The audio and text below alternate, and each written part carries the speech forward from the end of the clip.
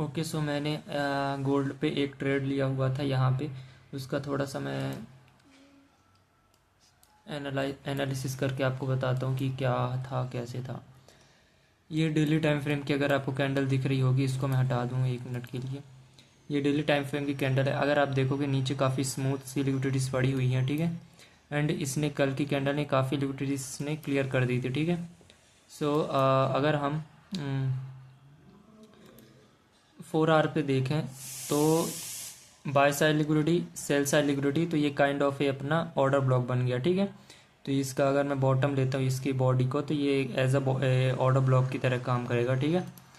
And इसी तरह अगर आप 15 मिनट पे जा कर के दिखाता हूँ, तो 15 मिनट पे आपके पास में ये एक एफ था, ठीक है। ये एफ जी 2 AM यहाँ पे होते हैं। इस एफ जी को मार्केट ने टू द टिक रिस्पेक्ट किया, ठीक है। रिस्पेक्ट करने के बाद में अगर आप यहाँ से यहाँ तक वो फिब लगाओगे, यहाँ से यहाँ तक, तो आपका ओ टी लेवल निकल के आता है, ठीक है। शायद 5 मिनट पे था आई थिंक, ठीक है। तो यहाँ से यहाँ तक एक ओ टी लेवल निकल के आता था 5 मिनट पे शायद, ठीक है। तो मैं आपको बताता हूँ इसके बारे में। एक मिनट ओ टी लेवल कहाँ है 0.62 ये है, हाँ ठीक है। तो मार्केट ने 0.62 लेवल को टच किया था और एशियन सेशन की लिक्विडिटीज़ को ग्रैब कर लिया था, ठीक है। ये एशियन सेशन की लिक्विडिटीज़ को ग्रैब कर लिया था। एंड नीचे की लिक्विडिटी हमारे पास में काफ़ी स्मूथ लिक्विडिटीज नीचे पड़ी हुई थी, ये जिसको मैं टारगेट कर रहा था, ठीक है। 12 AM की हम ऊपर थे। एंड ये जो हमारे पास 15 मिनट का एफ था, इसके लोअर 50% पे मार्केट घूम रही थी, ठीक है। 5 मिनट पे हमारे पास में ये एक एफ था जिसको मैं इन्वर्जन लेवल पे देखना चाहता था।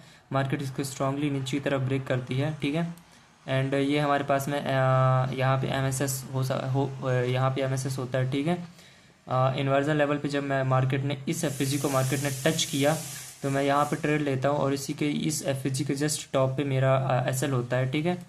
एंड अगर मैं 1 मिनट पे ले जा करके दिखाऊँ, तो 1 मिनट पे एक SMT होता है मेरे पास में। ये हमारे पास में एक एफ है जो कि इसके अपर 50% पे बनता है। तो ये हमारे पास में एक SMT है। Sorry for the background noise, sorry उसके लिए। अगर आप यहाँ पे देखोगे तो वही ए टाइम फ्रेम पे, अगर आप 2/7 और 2/15 पे, तो यहाँ पे एक SMT होता है जो मैंने यहाँ पे आपको दिखाया इस पे, ठीक है। इस पे मैंने आपको दिखाया ये SMT, यहाँ पे ये SMT थी, ठीक है, हमारे पास में ये, ठीक है। तो मेरा जस्ट इसी के ऊपर SL था। अरे यार ये क्यों, ये क्या ही बोलूँ मैं। तो हम 12 AM के ऊपर थे एंड मेरा मेरा जो टारगेट था वो यहाँ तक का था।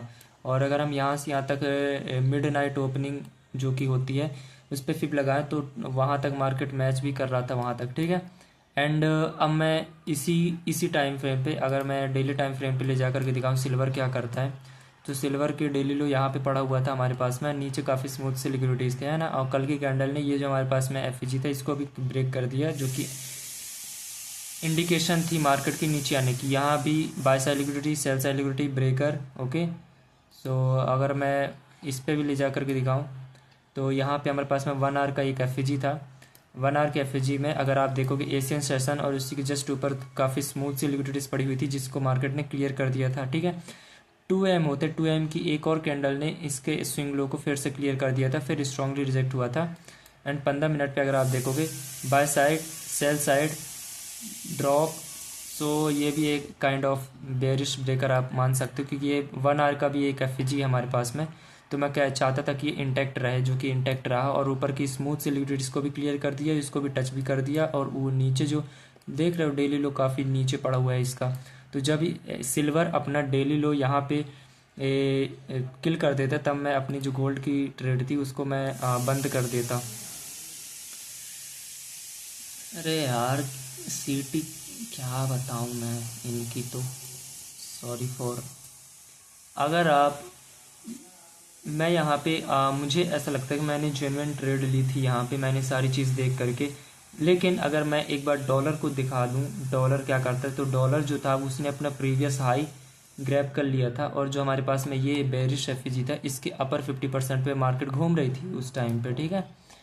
ये देखो, ठीक है। तो मैं तो चाहता था कि मार्केट यहीं कहीं घूमती रहे, या फिर थोड़ा मतलब बेरिशनेस ना ही करे तो अच्छी बात है। ये हमारे पास में एक सस्पेंशन ब्लॉक था और ये एफ था, ठीक है। 5 मिनट की नज़र से दिखाऊं तो मार्केट इसके नीचे से ऊपर तो जाने लग गई थी, ठीक है। उस टाइम पे अगर मैं टाइम दिखाऊं कि किस टाइम पे मैंने लिया था, ये टाइम था हमारे पास में, ये 15 मिनट का है टाइम। तो अगर मैं 5 मिनट पे ले जाकर दिखाऊं तो ये एक कैंडल थी 230 होते हैं यहाँ पे, 220 230, तो 230 पे तो मार्केट माँ बहन कर दी थी नीचे आकर के।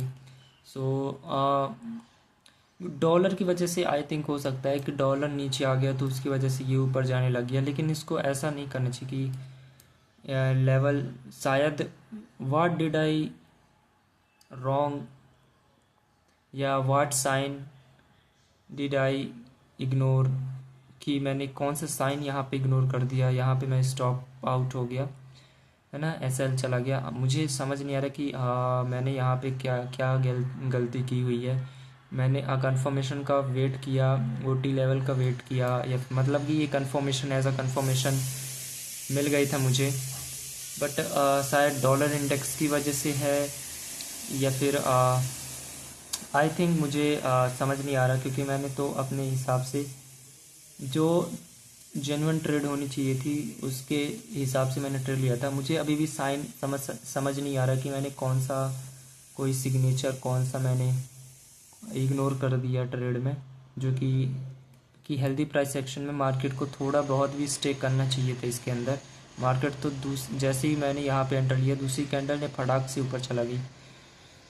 हाँ, कल भी स्टॉप आउट हो गया था। मुझे समझ नहीं आ रहा भाई गोल्ड का क्या सीन है, कैसे ट्रेड करूँ अब मैं इसको यार। जब मैं ट्रेड नहीं करता हूँ, जब मैं लेवल्स निकालता हूँ तब ट्रेड उतना सही से चल तो जाती है लेकिन एंटर नहीं होती। जिस टाइम पे मैं जनरली थोड़ा हर चीज़ देखो यार, कोई भी इंसान